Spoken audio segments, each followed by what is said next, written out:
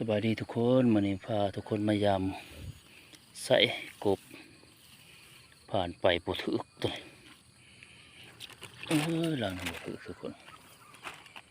ถึกสองหลังเห็นบ่ทุกคน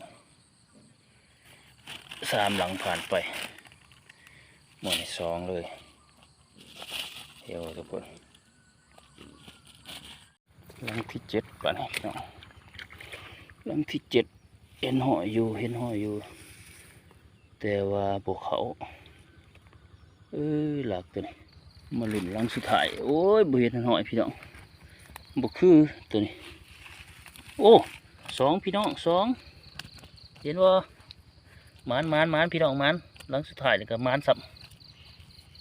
โอ้คักมื้อแรง